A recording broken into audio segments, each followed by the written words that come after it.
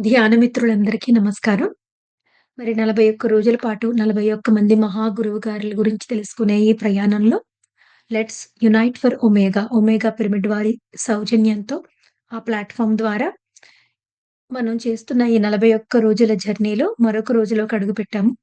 ఈ రోజు 5వ రోజు. మరి 5వ రోజు నేను చెప్పబోయే గురువుగారు మనం అందరం కలిపి ఎన్నో విషయాలు ఆయన గురించి అందరికీ ఎంతగానో తెలుసు. అందరికీ సుపరిచితమే ఆయన. ఎంతో అద్భుతమైన జీవిత విశేషాలున్నాయి. వాటిని మరొక్కసారి మనం గుర్తు చేసుకుందాం. ఆయన్ని స్మరించుకుందాం. మరి ఆయన ఎవరో కాదు, భగవాన్ శ్రీ రమణ మహర్షి గారు.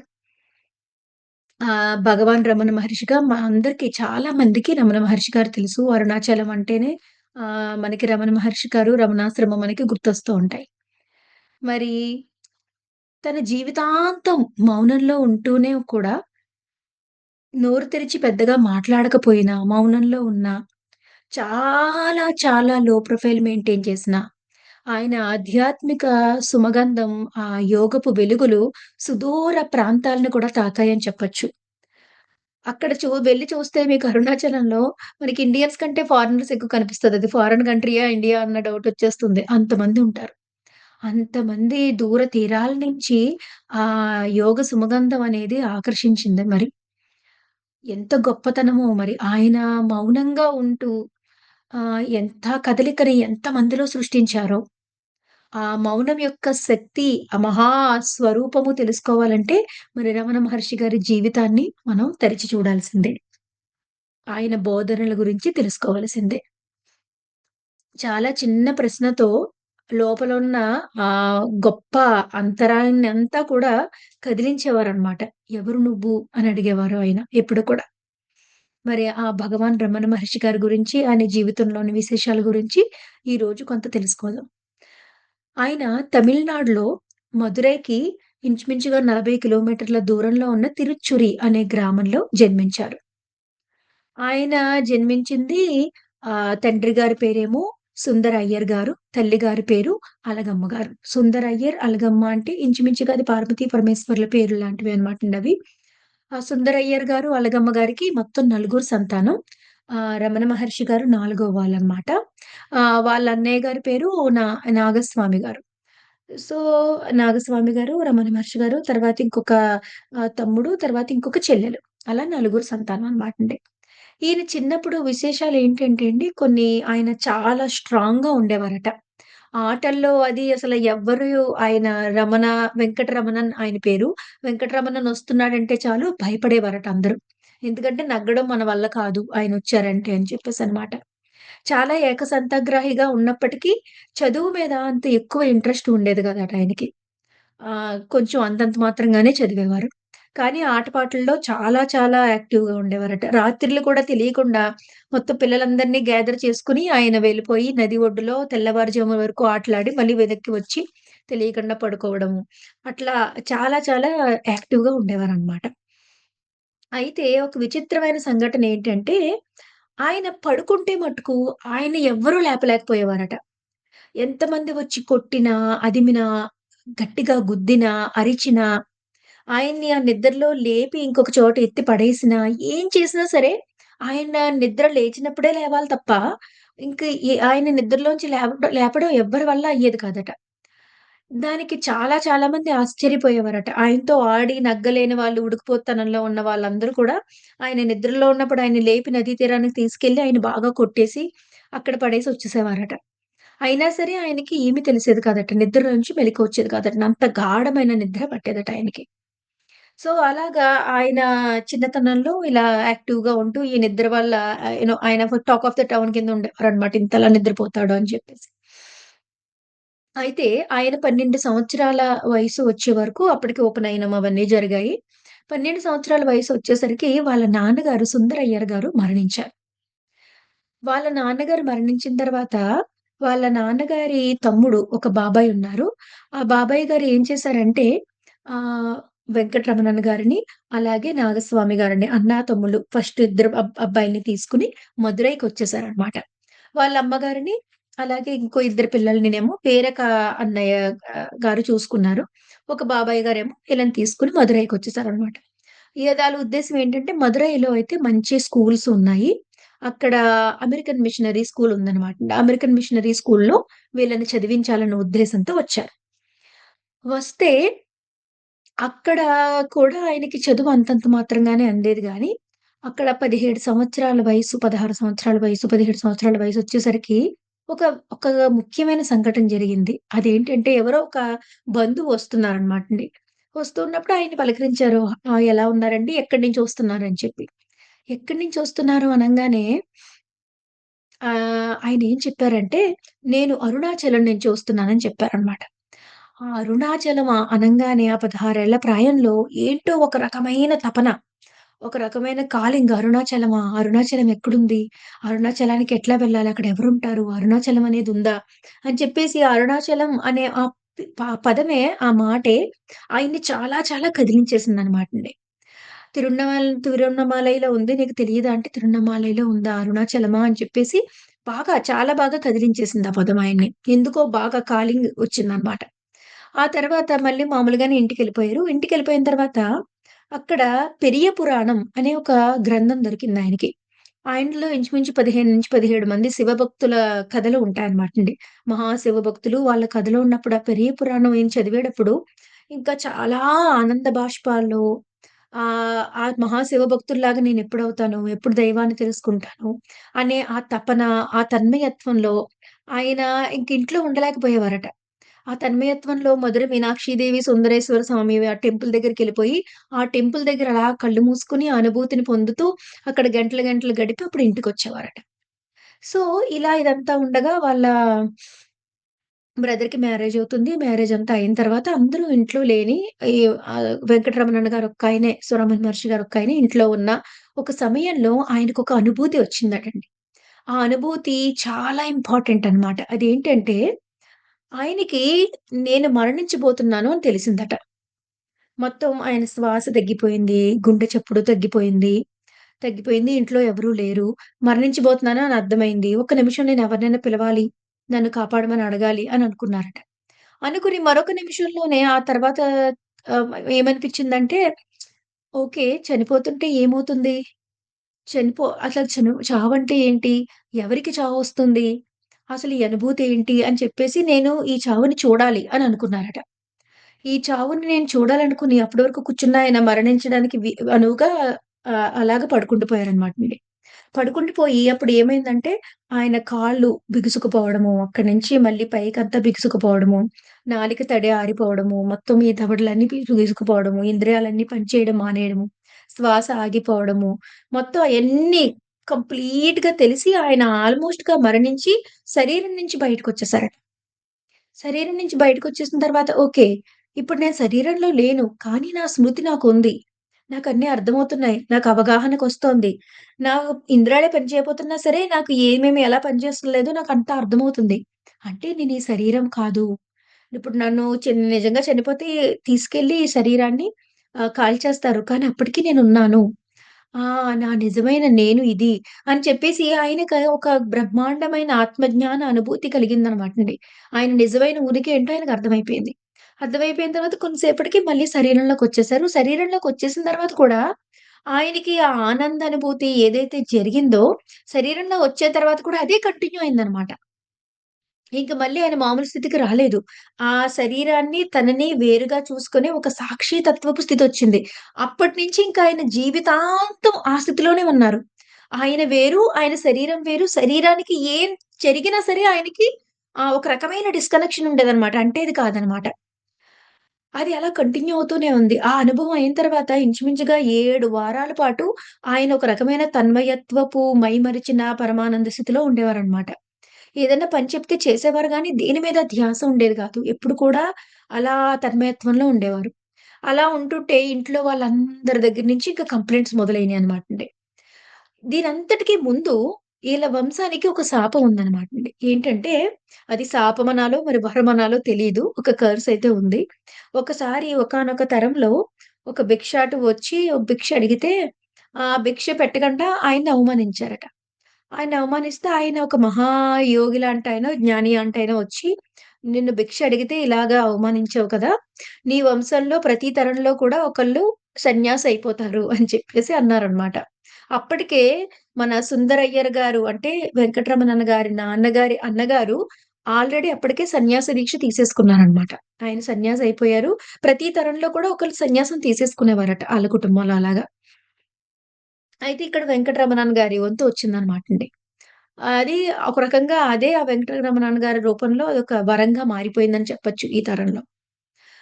అయితే ఆయన ఆ ఆనంద పారవస్య స్థితిలో 7 వారాల పాటు ఉన్నప్పుడు, అందరూ కంప్లెయింట్ చేసేవారండి. ఎటు చదవట్లేదు, ఏమి పట్టించుకోవట్లేదు, ఎప్పుడు చూసినా ఎక్కడో ఉంటున్నాడు, ఇలా ఉండేవాడికి ఇల్లెందుకు?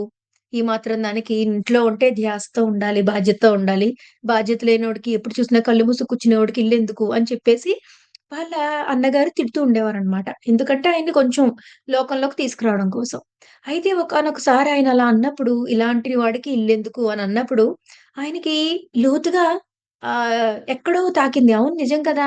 నాకు ఇల్లెందుకు అని అనుకున్నారనమాట. అనుకుని అప్పుడే ఇంకా ఇల్లు వదిలి ఎళ్ళిపోదామని డిసైడ్ అయ్యారు.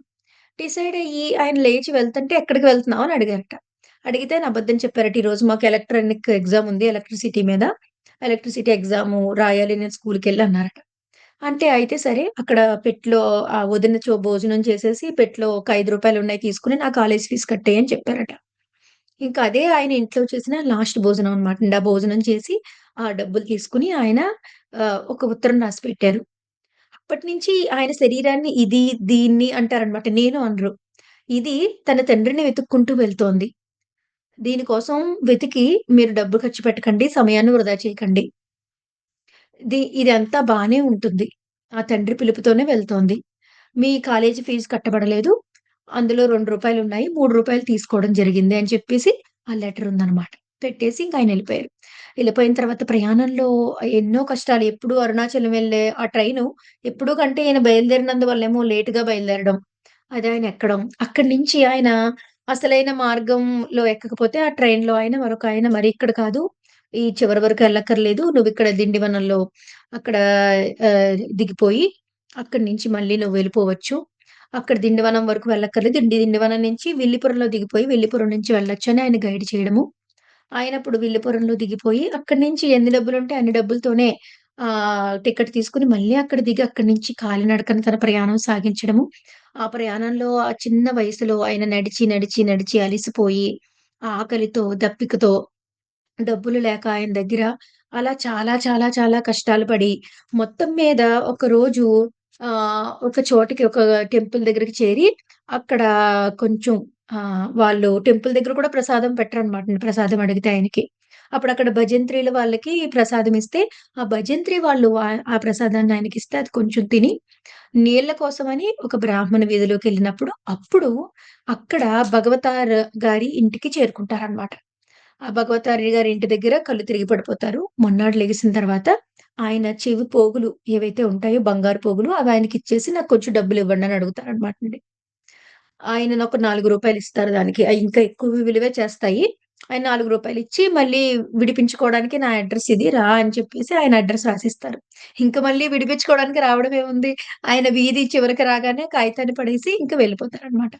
వెళ్ళిపోయి అక్కడ అరుణాచలం చేరగానే చూడండి ఇక్కడ రమణ మహర్షి యొక్క గారి భగవానుల వారి చరిత్రలో విచిత్రం ఏంటంటే, ఆయన జీవితంలో ఆయనకి గురువు లేరు. గురువు గారి బోధ లేదు. ఆయన, ఆయన స్వీయ విచారంతోనే ఆ జ్ఞాన స్థితిని పొందేసిన మహానుభావుడనమాటండాయన. అక్కడికెళ్ళిన తర్వాత ఆయనకి ఆయనే సన్యాసం తీసేసుకున్నారు. ఆ 17 ఏళ్ల ప్రాయంలో. ఎలాగా? ఆహ్, అక్కడికెళ్ళి గుండు కొట్టించేసుకున్నారట. గుండు కొట్టి ఎవరో అడిగారు గుండు కొట్టించుకుంటావా అని. యాహ్! అవును. దీనికెందుకు వెంట్రుకలు అని చెప్పేసి వెళ్లి గుండు కొట్టించుకున్నారంట. కొట్టించుకొని తన దగ్గరున్న బట్టలు తీసేసి, ఆ బట్టలన్నీ చింపేసి ఒక చిన్న పీలిక చేసుకొని, గోచి పెట్టుకొని మిగిలిన బట్టలు ఆయన దగ్గర ఆ భగవతార్ గారి ఇంట్లో నుంచి వచ్చినప్పుడు ఆయనకి పిండి వంటలిస్తారనమాట. కొన్ని పట్టుకెళ్ళండి దారిలోకని. ఆయన దగ్గరున్న పిండి వంటలన్నీ పాడేసి, ఆయన దగ్గరున్న మిగిలిన డబ్బులన్నీ పాడేసి, మొత్తం అన్నీ కోనేట్లోకి విసిరేస్తారనమాటండి. విసిరేసి ఆయన గుడెక్కుతుంటే, ఆ సన్యాస దీక్ష తీసుకునే ముందు స్నానం చేస్తారనమాట. అప్పుడు కరెక్ట్‌గా వర్షం పడి ఆయనకి స్నానం కూడా జరిగిపోతుంది. సహజంగా సన్యాస దీక్షలోకయ్యే ఆ ప్రాసెస్ అంతా అయిపోతుందనమాట. అయిపోయి ఇంకా టెంపుల్‌లోకెళ్ళిపోయి, ఇంకా ఆయన అక్కడ ధ్యానం చేసుకోవడం మొదలుపెడతారు. మొదలుపెట్టిన తర్వాత గంటలు, గంటలు, గంటలు, గంటలు మెడిటేషన్‌లో రోజులు, రోజులు కూర్చుంటారు. ఎవరు కదిపినా కదలరు, లేపినా లేవరు. అక్కడ అందరూ పిల్లలు పెంకులు వేసి, కొట్టి, చేసి ఏం చేసినా కదలరనమాటండి. కొన్నాళ్ళకింకా ఎప్పుడైనా ధ్యానం డిస్టర్బ్ అయిందని అనిపిచ్చి, పాతాళ శివలింగం అని ఆ శివలయం కిందన ఒక గుహ లాంటిదుండి, ఆ లోపల చీకటిగా చెమ్మగా ఉంటదనమాటండి. ఆ చీకటిగా చెమ్మగా ఉండే ఆ ప్లేస్‌లోకెళ్ళిపోయి, అక్కడ మెడిటేషన్ చేసుకోవడం స్టార్ట్ చేశారట. ఆ చెమ్మగా ఉండడం వల్ల, చీకటిగా ఉండడం వల్ల రకరకాల పురుగులు చేరి, ఆ పురుగులు, జెర్రెలు, తేళ్ళు అవన్నీ చీమలు అవన్నీ ఆయన కింద తొడలనంతా కూడా కొరికేస్తుంటే, ఆ చీము, రక్తం కారిపోతున్నా సరే ఆయనకేమీ తెలియకుండా ఆ యోగ స్థితిలోనే ఉండేవారట. అయితే అలా చూసి చూసి మళ్ళీ ఆయన్ని చూడలేక కొంతమంది చూసి మళ్ళీ ఆయన్ని తీసుకొచ్చి మళ్ళీ గుడి వెనక వైపు ఉన్న వనం దగ్గర ఒక చోట మళ్ళీ కూర్చోబెడితే అక్కడ మళ్ళీ మెడిటేషన్ చేసుకునేవారట. అలా చాలా చోట్ల ధ్యానం చేసి, చేసి ఎంతోమంది వచ్చి డిస్టర్బ్ చేసేవాళ్ళు. ఆయన ఔన్నత్యం తెలియక. అయినా సరే ఆయనెప్పుడు ఏ అవమానాన్ని తీసుకునేవారు కాదట. అలాగా కూర్చోగా, కూర్చోగా ఆఖరికి ఆయన 1996లో మొదలుపెట్టింది 1896లో మొదలుపెట్టారు అరుణాచలంలో తపస్సు. ఆ గుడి దగ్గరే రకరకాల ప్లేసులు మారుతూ, మారుతూ ఆఖరికి 1900లో ఆయన ఏం చేశారంటేనండి అరుణాచలం పైకి కొండ మీదకి వెళ్లి ఇంకా మెడిటేషన్ చేయడం అనేది మొదలుపెట్టారనమాట. అలా మొదలుపెట్టిన తర్వాత అరుణాచలం వెళ్ళిన తర్వాత ఇంకా ఎంతో మంది పైన కొండలో మెడిటేషన్ చేసుకున్నాక ఆయన ఆయన దగ్గరికి రావడం మొదలుపెట్టారు. అక్కడ అలా పళని స్వామి అని ఒకాయనున్నారనమాటండి. ఆయన మహానుభావుడు.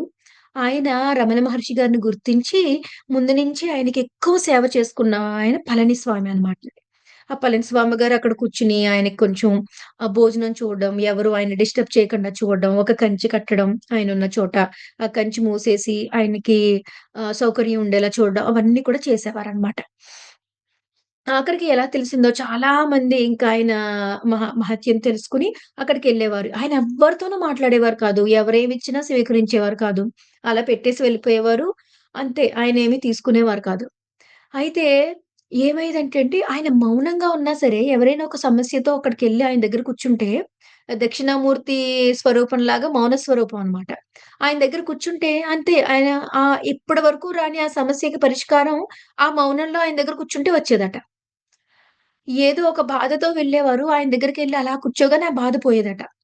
ఏదో ఒక సందేహంతో వెళ్ళేవారు. ఎళ్లి ఆయన మౌనంలో అక్కడ కూర్చోగానే ఆ సందేహానికి సమాధానం వచ్చేదట. అలా రాగానే వాళ్ళు ఎంతో ఆనందపడి వెళ్ళిపోయేవారు. అలా ప్రజలు పెరగడం మొదలుపెట్టారనమాటండి. ఒకప్పటికి ఏం చేశారంటే వాళ్ళ తమ్ముడు, వాళ్ళ తల్లిగారు కూడా అక్కడికి రావడం జరిగింది. తమ్ముడు, తల్లిగారు ఇద్దరు వచ్చిన తర్వాత ఇంక తల్లిగారు, తమ్ముడు అక్కడే ఉండిపోయి తమ్ముడు గారి పేరు నాగసుందరం. ఆ నాగసుందరం గారు తర్వాత ఆయన కూడా సన్యాసం తీసుకొని నిరంజనానంద స్వామి కింద అక్కడే ఉండిపోయారు. ఆశ్రమ బాధ్యతలన్నీ చేపట్టడం మొదలుపెట్టారు. అలాగా ఒక్ ఈయన ఎంతో మంది విదేశీయులు రాయడం మొదలుపెట్టారండి. అదెలా జరిగిందో చెప్తాను.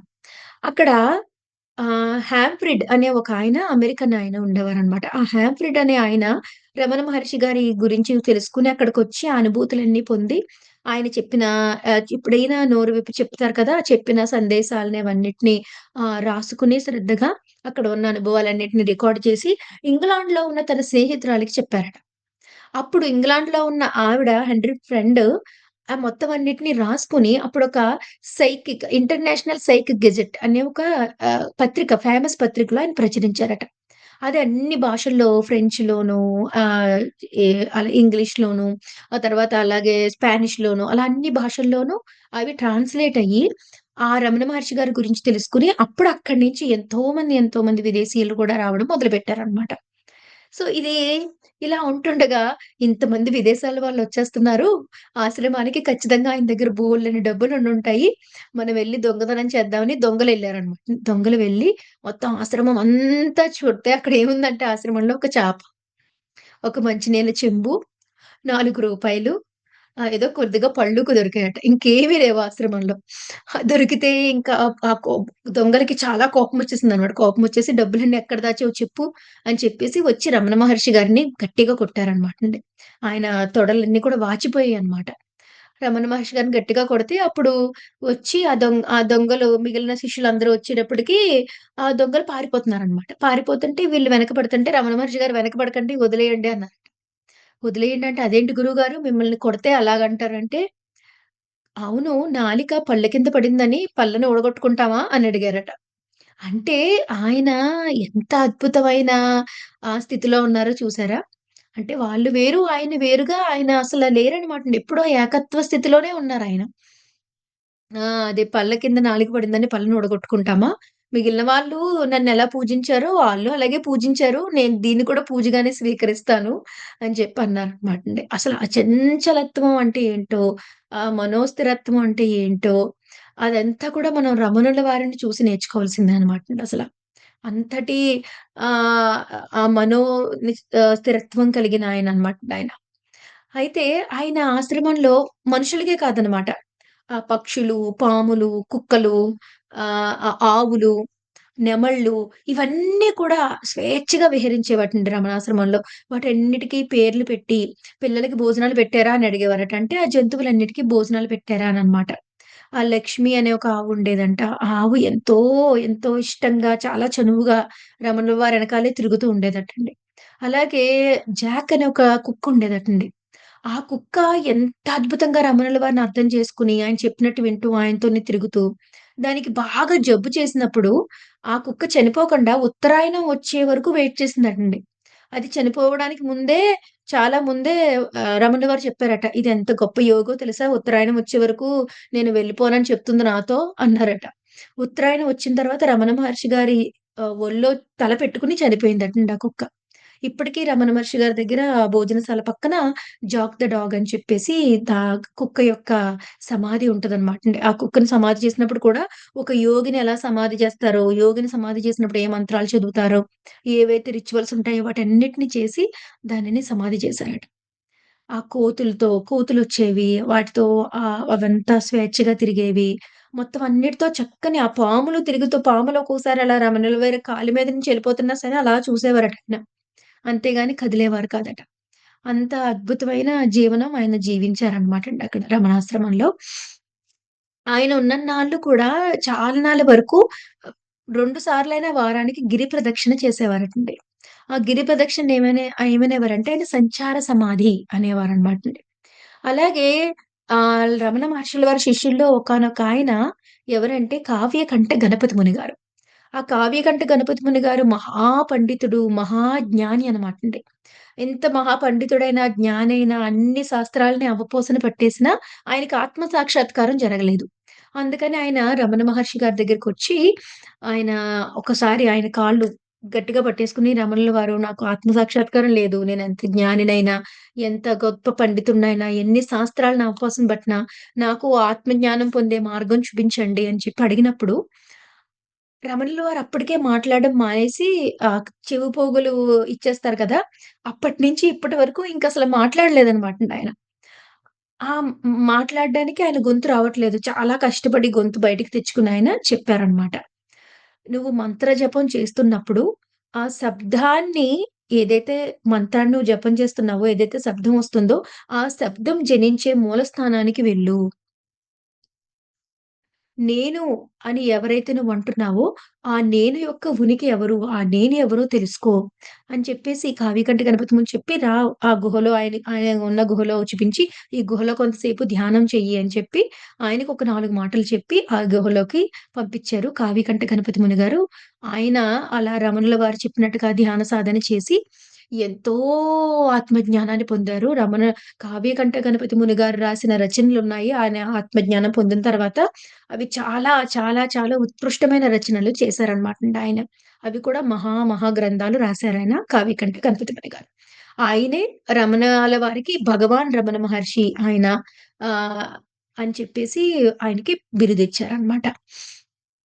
ఇలా చాలా, చాలా ఎంతోమంది రావడం మొదలుపెట్టారు. ఆశ్రమం అంతా అలాగా మొత్తం వ్యాప్తి చెందుతూ ఉంది.